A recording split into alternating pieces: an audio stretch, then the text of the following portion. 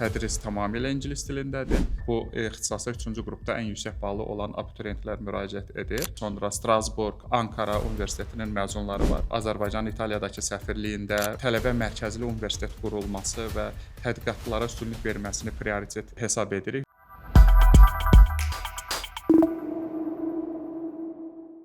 Elmar Mustafayev Qarabağ Universitetində Humanitar Sosial Elmlər Fakültəsinin dekanı. Fakültədə hansı ixtisaslar mövcuddur? Fakültəmizdə 5 ixtisas var: hüquqşünaslıq, beynəlxalq münasibətlər, dövlət və ictimai münasibətlər, tarix və psixologiya. Onlardan 4-ü 3-cü qrupda olan ixtisaslardır. Biri isə 4-cü qrupda, psixologiya isə 4-cü qrupdan abituriyentlər müraciət edirlər. Dərslər əsasən hansı dildə tədris olunur? 5 ixtisasdan bizdə ingilis dilində və Azərbaycan dilində də tədris olan ixtisaslar var. Məsələn, hüquqşünaslıq ixtisasında həm ingilis dilində olan qrupumuz var, həm Azərbaycan dilində qrupumuz var. Beynəlxalq münasibətlər və dövlət və ictimai münasibətlər ixtisasında tədris tamamilə ingilis dilindədir. Tarix ixtisasında tədris ingilis dilindədir, amma burada tarix fənləri, o fənlər ki, Azərbaycan tarixinə birbaşa bağlıdır, onlar Azərbaycan dilində, həm ədəbiyyat üçün ki, bu fənlərdə ədəbiyyat Azərbaycan dilindədir. Digər dərslər isə ingilis dilindədir. Psixologiya ixtisasında isə bu Azərbaycan dilində tədris həyata keçirilir.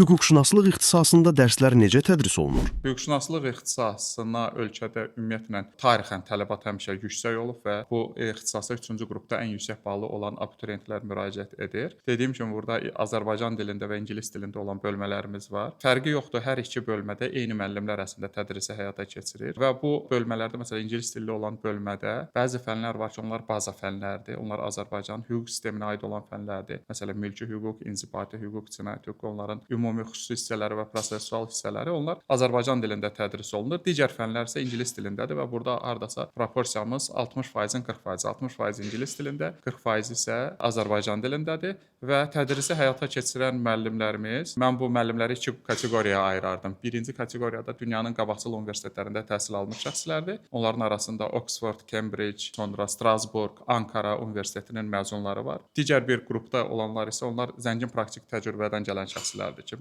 məhkəmə sistemindən, vəkillər kollegiyasından olan şəxslərdir ki, onlar olmasa akademiyada əlbəttə ki, tələbələr üçün də xüsusi bir üstünlükdür.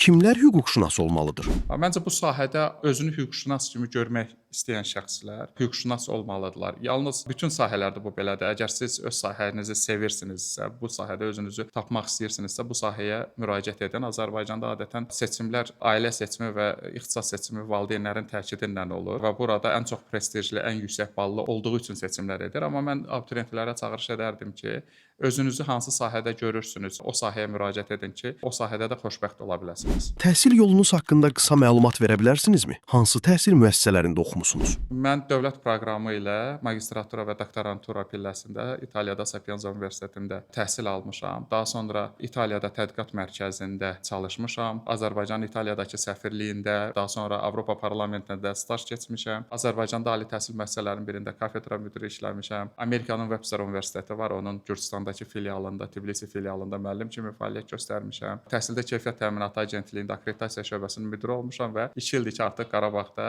dekan olaraq fəaliyyət göstərirəm. Qarabağ Universitetini digər universitetlərdən fərqləndirən əsas cəhət nədir? Xaricdə təhsil aldığım universitetdə məni ən çox, belə deyək, akademiyaya bağlayan məsələ orada tədqiqata böyük üstünlüyün verilməsi idi, elmi tədqiqatlara üstünlük verilməsi idi və universitetin tələbə mərkəzli olması idi. Və biz də Qarabağ Universiteti yaranan ilk gündən tələbə mərkəzli universitet qurulması və tədqiqatlara üstünlük verməsini prioritet hesab edirik və bu istiqamətdə də ona görə qabaqcıl təcrübəsi olan müəllimləri işə cəlb etmişik ki, elə xaricdə gördüyümüz praktikanı da Qarabağ Universitetinə gətirək və Azərbaycanda tətbiq edək. Hazırda təhsilin keyfiyyətinin artırılması üçün hansı addımlar atılır? Dediyim kimi, tələbə mərkəzli universitet deyəndə Azərbaycanda biraz da ingilis dilində buzzword var, hamının ağzına düşmüş bir ifadə.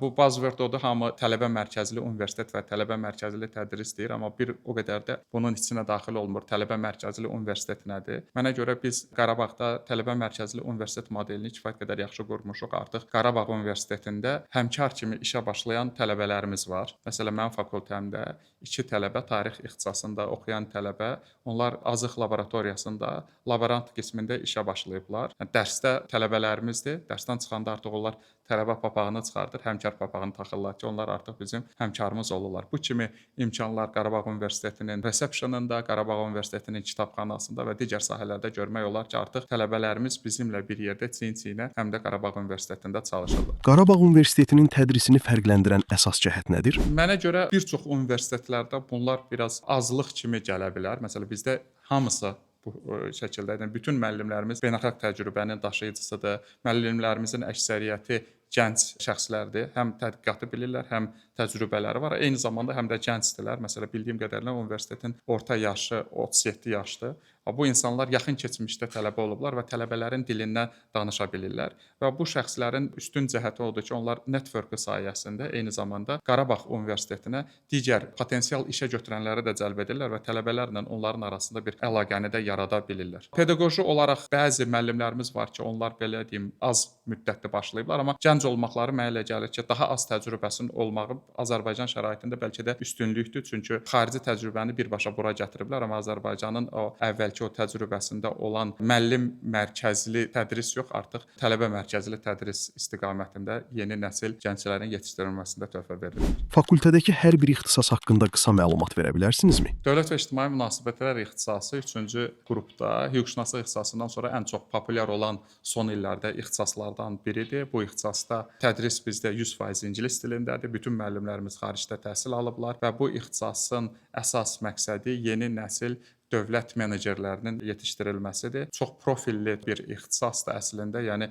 hüquqşünaslıq ixtisasında artıq peşə bəllidirsə, bu hüquqşünasdırsa, dövlət və ictimai münasibətlərdə biz bunu deyə bilmirik. Müxtəlif sahələrdə çalışa bilərlər, dövlət, özəl, beynəlxalq təşkilatlarda, qeyri-hökumət təşkilatlarında və bunu dəstəkləyən həm fənlərimiz var. Eyni zamanda da qeyd etmək istərdim ki, Qarabağ Universitetində 1-ci kursdan sonra başlayan praktika imkanları bu mənada tələbələrin gələcəkdə məşğulluq imkanlarını da açmış olur. Bir çox universitetdə bildiyiniz kimi praktika 4-cü kursda sonuncu semestrdə başlayır. Bu zaman tələbələrdə əsgərlik, xanımlarda evlənmək, magistraturaya daxil olmaq, işləmək arzusunda bir o qədər də belə deyim, fokus ola bilmirlər istehsalat təcrübəsinə. Bizdə isə bu 1-ci kursun sonundan 4-cü kursa kimi davam edir, davamlı olaraq və tələbələr müxtəlif yerlərdə istehsalat təcrübəsi görərək harda işləmək istədiklərinə birincisi qərar verirlər və müxtəlif belə deyək də təcrübəni qazanmış olurlar ki, artıq işə başlayanda onlar təcrübəli bir şəxs kimi işə başlamış olurlar. Beynəlxalq münasibətlər ixtisası ənənəvi olaraq Azərbaycanda diplomat yetişdirən bir ixtisas kimi qəbul olunur. Bəli, bu belədir. Beynəlxalq münasibətlər, təhlükəsizlik, xarici siyasət, diplomatiya üzrə ixtisaslaşanlar bu sahəyə yönəlir, amma bizim təhsil proqramımız həm də ondan fərqlənir ki, biz yalnız diplomat yetişdirmirik. Məsələn, biz layihələrin idarə olunması fənni kimi çox maraqlı və unikal bir fən təklif edirik ki, Azərbaycanın təhsil proqramında heç bir ali təhsil müəssisəsində bu fən təklif olunmur və yaxud kommunikasiyanın idarə olunması fənni təklif olunur və beləliklə tələbələr yalnız diplomatiyaya yox, həm diplomatiya, həm də digər sahələrə də yönələ bilmək imkanları əldə edirlər və bu ixtisasda 100% ingilis dilindədir və bütün müəllimləri hamısı xaricdə təhsil alan, beynəlxalq təcrübənin daşıyıcısı olan şəxslərdir. Tarix ixtisası, tarix Azərbaycanda adətən əzbərçi abituriyentlərin olduğu kimi başa düşülən bir ixtisas kimi görülüb. Xronoloji ardıcıllığı bilən insanlar adətən özünü tarixçi kimi görüblər. Biz isə bu yanaşmanı tamam kənara qoymuşuq. Səbəb nəticəni bilən, elmi tədqiqatlarla məşğul olan şəxslər tarixdə yetişdirilir. Tarix ixtisasında maraqlı məsələlərdən biri biz sahə səfərlərinə çox böyük bir yer ayırırıq. Məsələn, bizim son 2 ildir ki, artıq tələbələrimiz yay aylarında Azıq mağarasında elmi tədqiqatlarda, arxeoloji qazıntılarda iştirak edirlər beynəlxalq ekspedisiya ilə bir yerdə və daha sonra o əl tapdıqları artefaktları Qarabağ Universitetinin laboratoriyasında tədqiq edirlər. Bəlkə də yaxın gələcəkdə görəcəksiniz ki, necə ki deyirlər ki, Məmmədəli müəllimin başçılıq etdiyi ekspedisiyada alt çənə sümüyü aşkarlanmışdı. Qarabağ Universitetinin tələbəsinin iştirak etdiyi ekspedisiyada da paleolit dövrünə aid artefaktlar aşkarlanacaq və əminəm ki, bunu yaxın vaxtlarda biz məqalələrdə, kitablarda bunun şahidi olacaq. Psixologiya ixtisasında bizim 30 yerimiz var. Maraqlı olan nədir? Məsələn, biz bir çox hallarda görürük ki, sahələrin əmək bazarı daralır. Burada süni intellektin təsiri, digər sahələr. Psixologiya həm ölkəmizdə, həm dünyada əmək bazarı daim genişlənən bir sahədir. Oradakı insanlar var, şəhərləşmə var, stress var, gərginlik var. Psixoloqa ehtiyac da günü-gündən böyüyür. Xüsusilə Azərbaycanda çünki ixtisaslı psixoloqlar azdır və biz də bu sahədə istəyirik ki, peşəkar insanları yetişdirək, cəmiyyətə qataq. Buna qədər Azərbaycandakı psixoloqların bir çoxu yəqin ki, mütəxəssislərlə razılaşarlar. 2 ay, 3 ay kurs keçiblər və onlar psixoloq kimi fəaliyyət göstərirlər. Bu da əlbəttə ki, çox da faydalı olmur. Bu gün Qarabağ Universitetində psixologiya ixtisası üzrə tədrisi həyata keçirən adamlar ailə cütlük psixologiyasında ölkənin ən yaxşı mütəxəssislərindən biridir. Digəri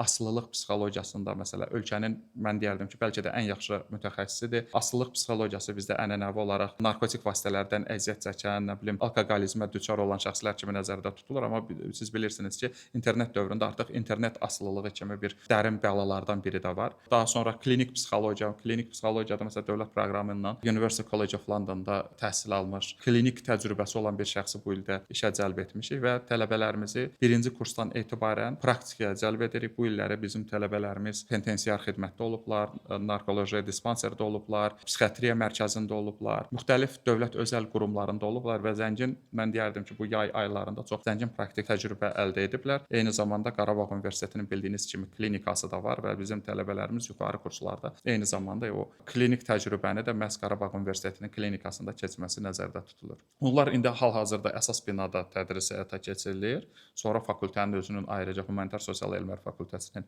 bütün fakültələr kimi ayrıca binası nəzərdə tutulur, amma bu praktika müddətində də bildiyiniz kimi, yəni klinikada da o praktikanı keçəcəklər. Universitet karyera qurmaqda tələbələrə necə dəstək olur? Hələ bizim tələbələrimiz 2-ci kursdadılar. Yəni ən yuxarı tələbələrimiz 2-ci kursdadılar, amma buna baxmayaraq biz 1-ci kursdan tələbələrin istiqamətləndirilməsində ciddi iş görürük. Hər bir ixtisasın özünün akademik məsləhətçiləri var və akademik məsləhətçilər həm müəllimlərlə sıx təmasdadırlar, həm tələbələrlə sıx təmasdadırlar ki, onların hansı istiqamətdə ixtisaslaşmalı olduğunu öyrənirlər və seçməli fənləri də əslində bunun üzərində təklif etməyə çalışırlar ki, tələbələr təsadüfi fənlər seçməsinlər, məhz ixtisaslaşmalı olduğu istiqamətdə fənlər seçsinlər. Praktik təcrübədə bunun davamı olsun. Yəni seçdiyiniz fənnə uyğun olaraq da praktik təcrübə olsun. Daha sonra da biz tələbələri məhz o gələcəkdə əmək bazarına yönləndirilməkdə də bu belə deyək də seçdikləri fənlər, keçdikləri praktik təcrübənin də əlbəttə ki, faydalı olacağına inanıram. Dərslərin çətinlik səviyyəsi necədir və bunun əsas səbəbi nədir? Mənə görə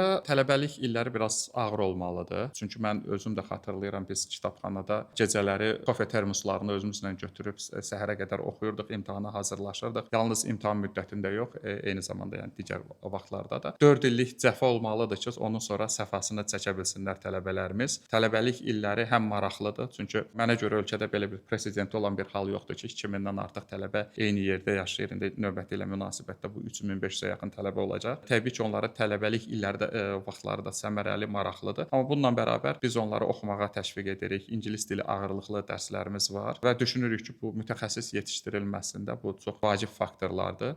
Bizdə imtahan inkişaf etmiş ölkələrin təcrübəsində aralıq və final imtahanları təcrübəsi var, midterm final. Bizdə də bu tətbiq olunur. Semestrin ortasında aralıq imtahanı verirlər, daha sonra final imtahanı olur, amma bu imtahanlara qədər də əlbəttə ki, müəllimlər fənnin xüsusiyyətinə uyğun olaraq müxtəlif qiymətləndirmədən istifadə edirlər. Burada simulyasiyalar var, case təhlili var, yazılı işlər var, quizlər var. Dediyim kimi bu fənlərin xüsusiyyətinə, təbiətinə uyğun olaraq müəllimlər tərəfindən sərbəst şəkildə müəyyən edilir. Bu universiteti kimlər seçməlidir? Bu universiteti kimlər seçməlidir? 4 ildən sonra mütəxəssis olmaq istəyən şəxslər məncə Qarabağ Universitetini seçməlidir. Peşəkar olmaq istəyən, mütəxəssis olmaq istəyən şəxslər məncə Qarabağ Universitetini seçməlidir. Çünki 49 ixtisasın fərqi yoxdur, hansı ixtisasdadır, bizim fakültədədir və ya digər fakültədədir. Tanıyıram bütün həmkarlarımızı. Onlar çalışırlar ki, fərqli baxış gətirsinlər, tənqidi düşünən, elmi tədqiqatlarla məşğul olan yeni nəsil mütəxəssislər yetişdirsinlər. Ona görə bu bilik, bacarıq və vərdişlərə malik olmaq istəyən abituriyentlər Qarabağ Universitetini düşünmədən seçə bilərlər. Son olaraq bizə və abituriyentlərə nə demək istərdiniz? Təşəkkür edirəm bu imkanı yaratdığınız üçün və abituriyentlər üçün demək istərdim ki, qısa müddət qalıb diqqətli olsunlar seçimlərində. O ixtisaslara seçim etsinlər ki, o ixtisas və universitet onlara 4 ildən sonra həqiqətən mütəxəssis kimi yetişdirib hazır mütəxəssis kimi əmək bazarına qatacaq və hər birinə uğurlar arzu edirəm. Gəlin Qarabağı bir yerdə quraq.